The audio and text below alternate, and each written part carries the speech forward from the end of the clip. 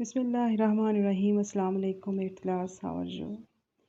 Hope you all will be fine. You know that in previous lecture we have discussed about the laws of indices.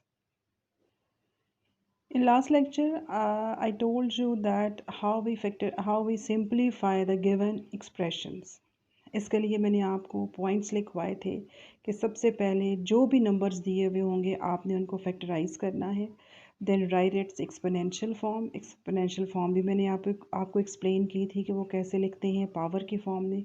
After that apply laws of indices. अब ये laws of indices क्या हैं? वो ये हैं हमारे पास. ये हैं लॉज ऑफ इंडिसेस कि जब दो सेम नंबर्स मल्टीप्लाई होते हैं तो उनकी पावर्स को हम ऐड करते हैं. जब सेम नंबर डिवाइड होते हैं तो उनकी पावर्स को हम सब्ट्रैक्ट करते हैं. इसको हम कहते हैं पावर ऑफ पावर, यानी एक पावर ब्रैकेट के अंदर हो और एक बाहर हो तो हम उन पावर्स को मल्टीप्लाई करते हैं. अगर सेम पावर हो तो हम उन पावर्स को सेपरेट कर सकते हैं. इधर it will be in quotient form और इन प्रोडक्ट फॉर्म. ठीक है, किसी की भी पावर 0 होगी तो आंसर हमेशा 1 होता है, और अगर पावर नेगेटिव है we can make it positive by taking its reciprocal. आप उसको 1 ओवर कर दें और उसकी पावर जो है वो पॉजिटिव हो जाएगी. Clear? Today we are going to start exercise 2.4. अब आपने स्टेप्स याद रखने हैं. क्वेश्चन नंबर 1 है use laws of exponents to simplify. ये हमें क्वेश्चन दिया हुआ है. अब मैंने आपको क्या बताया था कि फर्स्ट स्टेप क्या है? We have to factorize the given numbers and write their exponential form. तो 243 को फैक्टराइज किया. अब 243 को हम कैसे फैक्टराइज करते हैं पता है ना आपको? 243 को इस तरह से, ये प्राइम फैक्टराइजेशन होती है. 3 8 ज़ार 24, 3 1 ज़ार 3, 3 2 ज़ार 6, 3 7 ज़ार 21, 3 9 ज़ार 27, 3 3 ज़ार 9 और फिर 3 1 ज़ार 3. 1 2 3 4 5. तो यहाँ मैंने इसका लिख दिया 3 raise to the power 5. Similarly we factorized 32 as 2 raise to the power 5. Clear? Over. Then we factorized 196.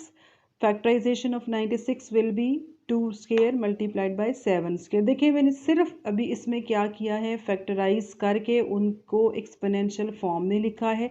बाकी हर चीज़ वहाँ पे अपनी जगह पे है. -2/3 इधर ही है, -1/5 भी इधर ही है, और ये -1 भी है, और रेडिकल साइन भी इधर ही है. ठीक है. अब जब एक्सपोनेंशियल फॉर्म हमने लिखी है तो उसके बाद हमने क्या करना है? We have to apply the laws of indices. अब लॉज ऑफ इंडिसेस क्या है? पावर्स अगर कैंसिल होती हैं मल्टीप्लाई करना है. इसमें देखें कैंसिल हो रही हैं, कैंसिल कर दें. इसमें नहीं हो रही, इसको छोड़ दें. अब मैंने आपको बताया था कि जो रूट होती है हमने उतनी पावर को सेपरेट करना होता है अगर हम उसको सिंप्लीफाई करने जा रहे हैं तो. अब ये 3 की पावर 5 है. 5 3 के साथ कैंसिल नहीं होता, इसलिए हमने क्या किया, 5 में से 3 पावर को अलहदा कर लिया और 2 को अलहदा कर लिया. ठीक है, और ये -2/3 आ गया. उसके बाद ये है 2 raise to the power -1. Clear? 2 square 7 square. ये जो रेडिकल है इसका मतलब है 1/2, और वो 1/2 और ये -1 मिलके हो जाएगा -1/2. ठीक है. अब इसकी पावर अलहदा और इसकी पावर अलहदा हो गई. ये 3 इस 3 के साथ कैंसिल, ये 2 जो है वो इस 2 के साथ कैंसिल, ये 2 इस 2 के साथ कैंसिल. ठीक है. अब ये देखें यहाँ पे रह गया 3 रेज़ टू द पावर -2, यहाँ पे रह गया 3 रेज़ टू द पावर, ये कैंसिल नहीं होता तो ये बनेगा -4/3, क्योंकि मल्टीप्लाई करना है ना इसको. तो ये है 2 raise to the power -1 as it is. यहाँ भी हो गया 2 raise to the power -1, 7 raise to the power -1. अब ये 2 रेज़ टू द पावर -1 और 2 रेज़ टू द पावर -1 बिल्कुल सेम है, ये कैंसिल हो गए. ठीक है. अब ये पावर्स हैं इसकी नेगेटिव, इनके हमने रेसिप्रोकल लिए, यानी ये डिनोमिनेटर में आके पॉजिटिव पावर्स हो गई, और ये जो -1 है ये न्यूमरेटर में जाके पॉजिटिव हो गया. मैंने यही बताया था ना कि हमने किसी पावर को अगर पॉजिटिव करना हो तो हम उसका रेसिप्रोकल ले लेते हैं. तो ये 7/3 स्क्वायर. अब यहाँ ये 4/3 है. ठीक है. सिंप्लीफाई करना है आपको, जिस तरीके से भी करना आसान लगता है आप करें. ये सिर्फ इस तरीके से सिंप्लीफाई नहीं होता, ये और भी बहुत सारे तरीक़ों से हो जाता है. ठीक है. तो आपको जो आसान लगता है, जैसे समझ में आता है, आप इसको वैसे सिंप्लीफाई करें. अब ये 4/3 है. 4/3 जो है वो हमें पता है कि 1/3 होता है ये. तो 1 पावर अलहदा कर दी हमने इसमें से और 1/3 अलहदा कर दी, तो ये हमारे पास इसका आंसर आ जाएगा 7/9 3s are 27 into cube root of 3। ठीक है, फर्स्ट क्वेश्चन को देख के ना आपने परेशान नहीं होना, वो थोड़ा सा था कॉम्प्लिकेटेड सा था, उसमें उसकी आपने 2-3 दफ़ा प्रैक्टिस करनी है, वो खुद ही समझ में आ जाएगा। अब ये देखिए सेकंड पार्ट बहुत इजी है, ये 2 टर्म्स मल्टीप्लाई हो रही हैं, आपने हमेशा क्या करना होता है, कांस्टेंट को मल्टीप्लाई करना है और वेरिएबल जो सेम होते हैं उनकी पावर्स को ऐड करना है। ये देखें 2 इंटू -8 हो गया, ये x की पावर 5 और x की पावर -3 मैंने इकट्ठा करके लिखा है, y की पावर -4 और y की पावर 2 मैंने इकट्ठा लिखा है।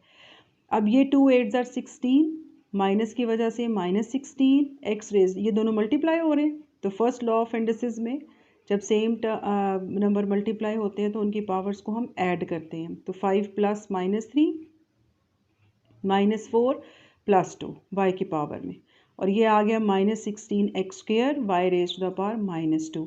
अब ये नेगेटिव है, इसको आपने क्या करना है पॉजिटिव, और वो कैसे करेंगे, bye taking its reciprocal, -16x² over y² हो गया।